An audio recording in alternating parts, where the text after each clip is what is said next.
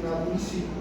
Então, quando você tem a confecção do edital, você tem lá nas páginas iniciais o preâmbulo daquele edital, onde constam as leis que devem então ser observadas para a construção desse edital e para o prosseguimento de todas as etapas da licitação. Tá? Inclusive, normalmente nós temos a menção da lei geral e as leis então que tiverem eventualmente o estado do município. Ou, se for adotado o perdão, a lei geral, e aí aplicando subsidiariamente a lei de 666. Certo? Dito isso, então, nós temos que o princípio da legalidade, então, a observância dessas leis para confeccionar o edital e dar amparo às etapas e fases da licitação. O da impessoalidade é o que talvez melhor traduz a ideia da licitação, porque o da impessoalidade é então que vai motivar o poder público a abrir a licitação. Então, se ele não tem a liberdade de chegar em você e falar, olha, eu quero contratar você, o poder público então vai publicar um edital, convocar a sociedade, e aí a sociedade é que vai manifestar o interesse em participar, e o poder público então vai selecionar, levando em consideração os critérios definidos pelo edital, com base nos tipos de julgamento que nós vamos ver então mais para frente. Então, com base nisso, ele vai selecionar a proposta que melhor atende o interesse da coletividade. Então, não tem como ser mais neutro possível. Né? Então, a impessoalidade é essa neutralidade que vai ter por parte da administração pública na seleção das propostas, visando sempre então, a melhor proposta que atende o interesse da coletividade. E com isso, nós temos também a exceção ao princípio da impessoalidade, que são os casos de dispensa de exigibilidade, pois nesse caso a lei autoriza que o poder público possa agir de uma forma que vai acabar favorecendo alguém. Então, uma exceção ao princípio da pessoalidade, certo? O terceiro princípio é o da moralidade.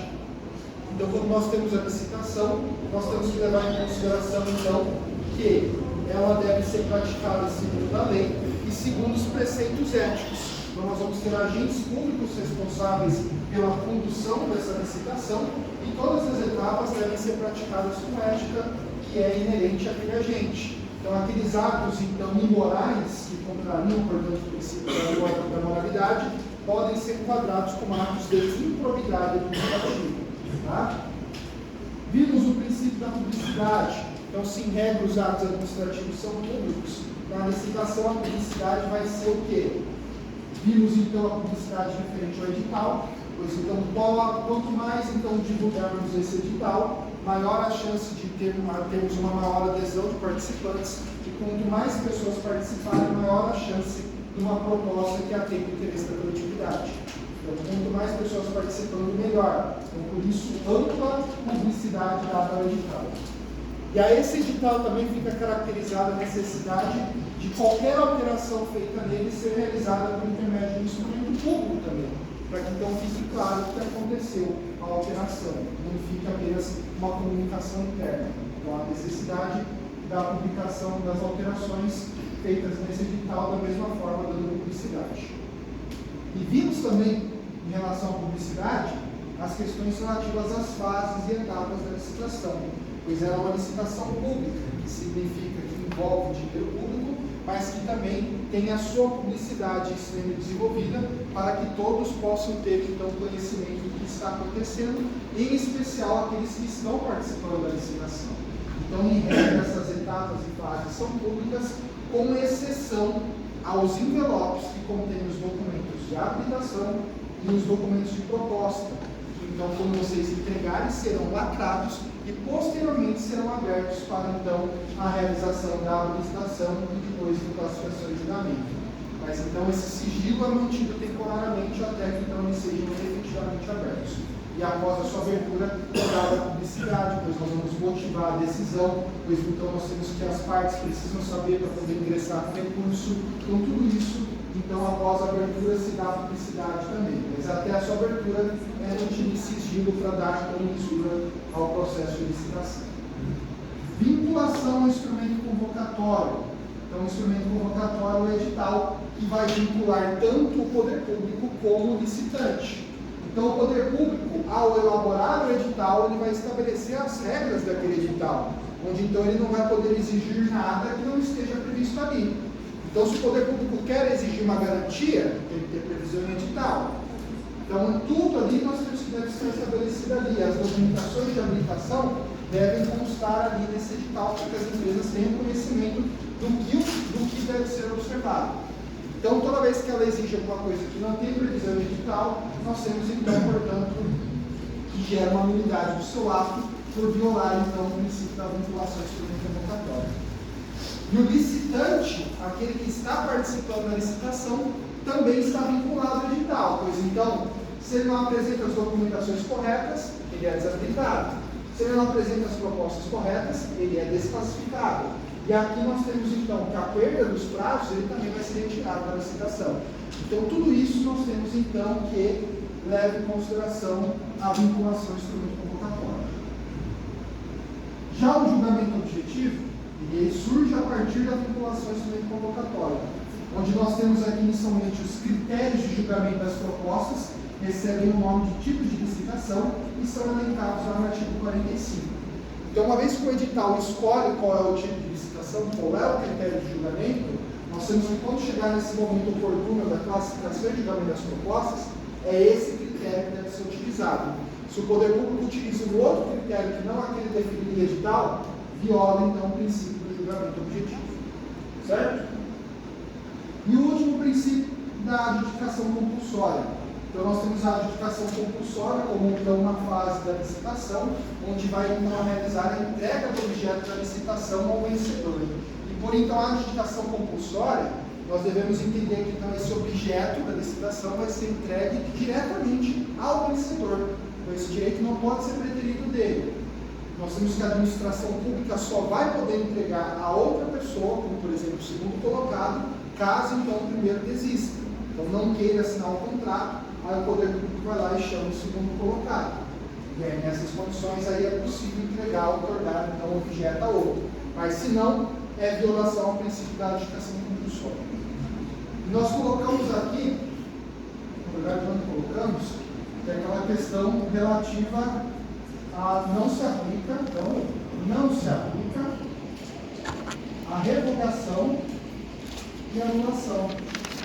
Então, quando for caso de anulação por motivo de legalidade ou de revogação por motivo de conveniência ou propriedade, se a licitação, então, foi revogada ou anulada e você não tinha assinado o contrato administrativo, você não vai poder utilizar o princípio da adjudicação compulsória para ter o direito de receber esse objeto. Tá?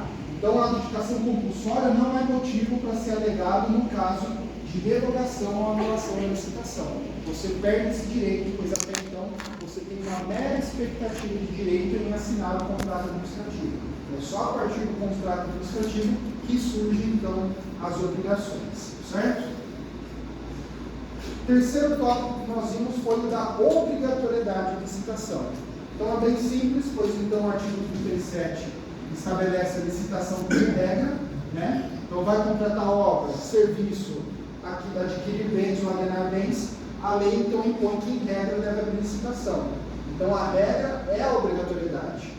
O que vai ser diferente aqui é que nós temos que, então, os entes da administração direta, a União, o Estado, o município, o Distrito Federal, juntamente com as autarquias e fundações públicas, seguem, então, a Lei 8.656/43. Então, ela é a regra geral desses entes e entidades da administração. Agora, a empresa pública e a sociedade de economia mista segue o estatuto próprio, que é a Lei 13.303/2016. Então, aqui a gente nem entrou no mérito dessa lei, é só saber, então, que a empresa pública e a sociedade de economia mista possui uma outra regra geral, que é a Lei 13.303. Não entendi. Essa fundação aí, Fundação pública, de direito público. A de direito privado, ela também é aplicada aqui, porque esse estatuto, ele é para a empresa pública e a sociedade de economia mista. Então, a fundação pública que assume a característica de direito privado continua seguindo a lei 8.656. Dito isso, então, a regra de licitações é para ambas, o que vai mudar é apenas a lei que refere, então, a essas entidades. Tá? A lei que vai ser a regra para elas. E se a obrigatoriedade é a regra, a exceção ao dever de licitar são os casos que a gente chama de contratação direta, onde então a contratação vai acontecer sem a necessidade de licitação. Tá? Então nós não vamos precisar de licitação, pois a lei autorizou que a contratação fosse promovida de forma direta. E quais são essas condições? Nós vimos a dispensa de licitação e a inexigibilidade. Na dispensa nós temos um rol taxativo, lá do artigo 24, onde nós temos então situações onde é dada a faculdade ao poder público, mesmo ele tendo opção vasta na sociedade para poder então abrir uma licitação, mas a lei vai constituir possibilidades de que então ele dispense a licitação e realize diretamente a contratação. E aí nós vimos então que essa dispensa é dividida na doutrina por 4 grupos: a dispensa em razão do valor, em razão da situação, em razão da pessoa e em razão do objeto. Em razão do valor, nós vimos o inciso 1 e 2. O inciso 1 referente então a obras e serviços de engenharia, onde nós temos então um valor considerado baixo e, consequentemente, o poder público poderia contratar sem licitação. Aqui a gente viu que a contratação desse objeto acontece uma única vez dentro do ano do orçamento previsto, para evitar o parcelamento das compras. Para evitar esse parcelamento das compras, é permitido apenas utilizar esses argumentos uma única vez dentro do ano, certo? Já a situação, nós temos então o caso de guerra ou grave perturbação da ordem, o caso de emergência ou calamidade pública e o inciso 5, que é a chamada licitação deserta. E licitação deserta nós vimos que não deve ser confundida com a chamada licitação fracassada, pois a licitação deserta é quando então o poder público publica o edital, não tem interessados em participar da licitação, e aí, diante da falta de interessados em participar, ele vai lá e fundamenta: olha, uma nova licitação é prejudicial ao interesse público e vamos contratar então diretamente essa empresa. E essa empresa que for contratada vai ter que aceitar as condições do edital original, não sendo possível realizar qualquer alteração nele. Se for cumprido esses requisitos, fica contratado, então, autorizada a contratação direta por dispensa, artigo 24, inciso 5. E o que fala, então, a licitação fracassada? Na licitação fracassada, o poder público publicou o edital, as empresas manifestaram interesse em participar, só que chegou aqui na habilitação, todas as empresas não apresentaram a documentação correta, todas foram desabilitadas. Ou ainda, chegou aqui na fase de classificação e julgamento das propostas e todas as propostas foram desclassificadas. Então, diante dessa situação onde então todas as empresas apresentaram alguma irregularidade, o poder público vai fazer o quê? Conceder um prazo de até 8 dias. Então, dentro do prazo de até 8 dias, você vai poder então retificar essas documentações para que então você possa continuar na licitação. Lembrando que se, por exemplo, foi 10 empresas e 9 não apresentaram a documentação correta, a gente segue a licitação somente com uma. Nesse caso, não foi todas, então não se aplica o artigo 48 lá da Lei de 1666. Então, licitação fracassada não é motivo de dispensa, é motivo de retificação de prazo de até 8 dias. Licitação deserta é motivo de dispensa. Licitação deserta é quando não há interessados. Licitação fracassada é quando há interessados, mas todos não apresentam ou a habilitação ou as propostas corretas. Certo? Em relação à pessoa, nós vimos que a característica da pessoa vai ser inerente e tão importante para poder realizar a contratação direta. Então, existem várias empresas que então podem oferecer aquele objeto, mas aquela empresa em especial, aquela associação especial, vai ter a característica necessária que autoriza a contratação direta. Então, no inciso 20, nós vimos que é a associação de portadores de deficiência física sem fins lucrativos. Então, por ela ter exclusivamente essa característica, é o que habilita ela a ser contratada para executar aquele serviço. Certo? Já em relação ao objeto, nós temos que a característica determinante do objeto que vai autorizar a contratação sem licitação. Então, inciso 12, nós vimos então como os alimentos hortifruti granjeiros, pão e alimentos perecíveis, onde então o poder público vai lá, contrata então essa pessoa que vai fornecer esse objeto. E aí nós temos então que no mesmo passo que a contratação acontece, a licitação vai ser aberta. E aí, enquanto nós temos que essa licitação não é concluída, a gente continua adquirindo então dessa empresa que foi contratada por dispensa. E ao final da licitação, quando nós tivermos o vencedor e a assinatura do contrato administrativo, é que esse contrato de dispensa vai ser extinto. Tá? Então, pessoal, aqui a gente não vai exigir assim que vocês tenham conhecimento das outras formas de dispensa, né, que são 35, se não me engano, incisos lá do artigo 24, então uma noção geral aqui do que possa ser, então, essas situações, tá? Então, envolvendo aqueles, então, exemplos que nós estudamos em sala. Já a inexigibilidade fica caracterizada pela inviabilidade de competição. São situações onde o poder público, mesmo que quisesse abrir uma licitação, não teria resultado, pois então somente uma pessoa iria participar diante da exclusividade. E aqui nós temos um rol exemplificativo que a Lei 8.666 traz 3 exemplos no artigo 25. O primeiro é o fabricante ou fornecedor exclusivo. Então, se somente uma empresa fabrica ou fornece aquele objeto, por que o poder público vai abrir licitação sabendo que somente uma empresa vai apresentar a proposta? Então, ele vai fundamentar isso numa declaração expedida pelo órgão correspondente, que vai então atestar que realmente há exclusividade, e com isso ele vai fundamentar a contratação por inexigibilidade. Lembrando que no caso dessa situação, fica vedada a menção à marca. A segundo exemplo é o do serviço técnico prestado por um profissional de notória especialização. Então, vocês não precisam decorar lá o artigo 13, onde tem a definição dos serviços técnicos, mas entender que, então, como se tratar de serviço técnico e for prestado por um profissional de notória especialização, fica caracterizada a inexigibilidade. Tá? Então, essa notória especialização que está prevista no artigo 25, parágrafo 1º, vai tratar sobre, então, publicações, formação na área, especializações na área, atuação na área em questão. Então, tudo isso que vai realmente demonstrar que aquela pessoa ela é indiscutivelmente uma das melhores sobre o assunto. Tá? Então, isso que é importante saber em relação ao inciso 2. E o último exemplo trazido é o profissional artístico reconhecido pela mídia. Então, aqui nós temos, então, que fica caracterizada a exclusividade também, pois, então, se você quer contratar o show daquele indivíduo, é somente ele que vai poder, então, participar dessa situação, pois, então, não tem como competir com ele mesmo. Tá? Então, diante disso, fica caracterizada a inviabilidade de competição que autorizaria a inexigibilidade. Certo? Modalidades de licitação. Então, as modalidades, que não devem ser confundidas com os tipos de licitação que nós temos aqui, as modalidades são os procedimentos que o poder público vai realizar para realizar a licitação.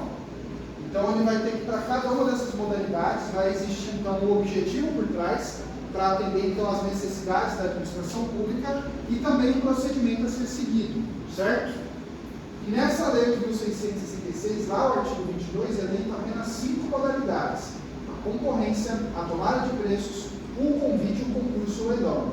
Então, somente 5 modalidades. Inclusive, nós temos que lá no parágrafo 8º do artigo 22, fica vedada a criação de outras modalidades nessa lei e também a fusão, a união de modalidades já existentes.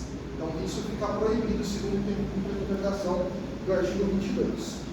E para que serve, então, cada uma dessas modalidades? Então, as 3 primeiras são utilizadas para aquisição de bens e contratação de obras e serviços, onde nós temos, então, que as 3 que são utilizadas para a mesma finalidade vão diferir em 2 situações. Primeiro, em relação ao valor.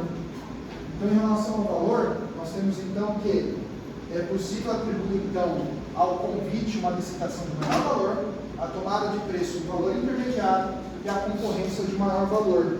Então, aqui nós vamos ver que é importante destacar, inclusive, e aí já fica também a resposta da atividade que não veio em sala, aquele exemplo que nós trouxemos lá, o valor correspondia à tomada de preços, né? Então, correspondia ao valor da tomada de preços, conforme, então, artigo 23, inciso 1, linha B. Mas a concorrência era utilizada qualquer que seja o valor. Então, por mais que ela seja mais de 3 milhões e 300 mil reais, valores abaixo a 3 milhões e 300 mil reais, pode ser utilizada a concorrência também. Então, a resposta correta é tomada de preço e concorrência na atividade da BN1, certo? Então, eram as 2 possibilidades. Os valores estão aqui e o artigo 22, parágrafo 1º, parágrafo 2º e parágrafo 3º explicam quem pode participar da licitação. Tá? E isso era a resposta da questão 2 da N2. Então, na concorrência, quem pode participar? Todos aqueles que cumprirem os documentos de habilitação lá da licitação. Tá? Então, aqueles que foi exigido no edital, é só cumprir aquelas documentações que você está habilitado a participar da concorrência. Na tomada de preços, quem vai participar? Aqueles que já possuem um cadastro prévio ou que manifestaram interesse em participar em até 3 dias antes da data da entrega das propostas. E no convite, quem vai participar, artigo 22, parágrafo 3º, é aquele, então, que foi convidado, onde nós temos, então, o Poder Público vai convidar no mínimo 3 empresas a participar, e essas empresas não precisam ter um cadastro prévio, e vai habilitar a possibilidade de que, então, aqueles que não forem convidados possam participar também, desde que tenham esse cadastro prévio e manifestem interesse em até 24 horas. Então, essa era a resposta da questão número 2. Vocês iriam explicar quem vai poder participar em cada uma dessas 3 modalidades. Certo? Quarta modalidade é o concurso. Então, o concurso é a modalidade utilizada para a seleção de trabalhos técnicos, científicos e artísticos. E nessa aqui vocês tinham a resposta da questão número 3. Então, a mais difícil. É mais difícil? Então, lá você tinha um edital, foi retirado um trecho do edital sobre o nome da cidade, onde nós tínhamos, então, que a prefeitura, uma município lá da Bahia, se não me engano, ele abriu esse edital de concurso para selecionar, então, uma pesquisa para identificar, então, os índices de criminalidade no município e também para apresentar propostas de, então, atuação da polícia. Então, ali nós temos um trabalho técnico e científico sendo atribuído, então, a essa questão da seleção. Então, por isso, a modalidade a ser utilizada era o concurso, pois nós não iríamos estar contratando uma empresa para realizar a execução da atividade, mas sim um status, ali, um trabalho que, então, muniria a administração pública como agir, certo? E, por último, leilão. A quinta modalidade, leilão, que é utilizada para alienação de bens, móveis ou imóveis. Os imóveis, aqueles adquiridos por intermédio de procedimentos judiciais, como a dação e pagamento, e os móveis, que foram aqueles apreendidos por, então, ser fruto de tráfico ou ainda de produto sem nota fiscal, inservíveis, aqueles que não possuem mais destinação pública, que não possuem mais uma finalidade específica, e penhorados, que foram aqueles que foram dados a penhor e que, por não terem sido pagos sua dívida, o objeto, então, acaba sendo adquirido pela administração. Tá? Então, nesse caso, as 3 características dos bens imóveis, e ambos podem ser, então, alienados mediante leilão, que é utiliza o tipo de licitação maior lance. Então, define-se o valor do objeto, a partir do maior lance, aquele vencedor vai apresentar, então, a sua proposta. E a última modalidade prevista não é trazida na Lei 8.666, mas sim na Lei 10.524/2002, que é o pregão. E o pregão ele é utilizado para a seleção de bens e serviços. Só que esses bens e serviços, diferente aqui da concorrência gravada de preço e convite, recebem a características de simples, comuns. Por quê? Porque então a característica dele é objetivamente definida no edital. Então nós não vamos estabelecer classificações então muito extensas em relação ao objeto, pois ao fazer isso a gente acaba por limitar a participação. Quando a gente deixa então a descrição do objeto de forma mais genérica, nós possibilitamos a maior participação das pessoas. Então esse é o objetivo de estabelecer o pregão por intermédio então, de bens e serviços simples, lembrando então que no caso do pregão não se utiliza para obras. Tá? Então se alguém utilizou lá na resposta do pregão, se deu mal, pois aquilo lá era uma obra de engenharia, então não seria possível usar o pregão. Certo? Item 6. Fases e etapas da modalidade de concorrência, segundo a Lei 8.666. Então, aqui, a primeira dica que a gente pode dar é que, embora a gente tenha passado aqui um super tabelão, você não vai ter necessidade de, então, conhecer profundamente tudo. Tá? A gente vai explicar aqui situações que você não vai precisar lembrar, decorar. Tá? Então, a gente precisa, o principal é entender as etapas e a ordem disso. Né? Então, aqui a ordem da concorrência e a ordem do pregão. Então, nós temos que aqui começa com a fase preparatória, onde vai ser discutido, então, a possibilidade de abrir licitação diante da necessidade da administração pública e, sendo autorizada, então, a licitação, nós partimos para a publicação do edital. Então, a gente não precisa saber aqui, o artigo 21, quais são os critérios de publicidade. Tá? A gente colocou aqui apenas para figurar, mas não tem necessidade de saber aonde deve ser publicado. Aqui, no artigo 41, nós temos a regra em relação à impugnação, pois nós vamos ver então que o cidadão pode impugnar o edital e também o licitante vai poder impugnar o edital, sendo que vai diferir entre eles é o prazo. Então, o cidadão tem até 5 dias da data da entrega das propostas e o licitante ganha 2 dias a mais, pois ele tem até o 3º dia da data da entrega das propostas. Tá? Então, tudo isso está no artigo 41. Feito isso, nós partimos para a aplicação. E na aplicação, vocês precisam entender que é a análise da documentação. Então, vocês não precisam decorar lá os artigos 27 a 31, sabendo exatamente quais são as documentações e o que se refere a cada uma delas. Mas tão somente entender que ali são os documentos necessários para dar habilitação à empresa para que ela possa participar da licitação. Certo? As empresas que forem habilitadas seguem na licitação e as desabilitadas estão de fora. Na classificação e julgamento, nós vamos avaliar as propostas. Tá? E aqui o artigo 48 já se torna importante, pois lá nós temos as regras da classificação e desclassificação. Então, quais propostas vão ser desclassificadas? Aquelas que não seguem o edital, então, contrário ao princípio da vinculação do estudo convocatório. Nós temos aquelas que são valores superiores ao definido no edital, ou aquelas que têm um valor muito abaixo daquele definido no edital, que se chamam propostas inexequíveis. Então, essas 3 propostas vão ser, então, desclassificadas e são retiradas da licitação, segundo o artigo 48. As propostas que estiverem de acordo são classificadas e vão para julgamento. E aí o julgamento acontece segundo o princípio do julgamento objetivo. Então, o critério de edital é o que vai ser utilizado para julgar as propostas. Então, menor preço, melhor técnica, preço e técnica juntos, onde então normalmente é o menor preço que acontece. Então a gente seleciona a proposta vencedora, elenca as demais em ordem e passamos para a homologação. Então a homologação é simples, é só análise de tudo que foi feito até agora, se está de acordo com a lei e se está de acordo com o edital. Se estiver tudo certinho, nós homologamos o processo e partimos para a adjudicação, onde então nós vamos convocar a empresa vencedora para assinar o contrato administrativo. Então aqui nós vamos ver que o artigo 64 estabelece que o prazo de 60 dias contados da data da entrega da proposta. Se até 60 dias a empresa não ter sido convocada, ela está liberada da sua obrigação e não vai sofrer sanções se o poder público quiser contratar e ela não quiser. Agora, se dentro dos 60 dias ela for convocada e não assinar, ela sofre as sanções administrativas. Certo? Nós temos então aqui a conclusão da licitação na modalidade de concorrência. E o pregão?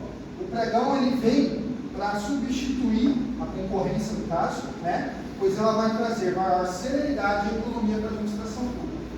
Aonde nós vamos ver isso? Então, por exemplo, aqui no pregão, nós iniciamos com a fase preparatória também, né? Então discutimos a possibilidade da licitação e iniciamos a fase externa com a publicação do edital. E aqui a grande diferença já está na ordem da fase. Então nós temos que, ao invés de realizar a primeira publicação, nós vamos classificar e julgar as propostas inicialmente. Então vamos avaliar se ela está de acordo com o edital e as que estiverem de acordo vão para o julgamento. E aqui nessa fase, nós temos então a importância de mudanças verbais. Pois aí vocês vão lembrar aqui que o poder público vai selecionar a proposta de menor valor e todas aquelas que não a excedam em 10%. Pois então essas empresas vão ser selecionadas para que possam discutir em lances verbais, onde então o pregoeiro vai tentar reduzir ainda mais o valor daquela proposta, certo? E aí nós vimos também que se não for possível escolher pelo menos 3 propostas nessas condições, nós convocamos então as 3 menores propostas para realizar lances verbais, certo?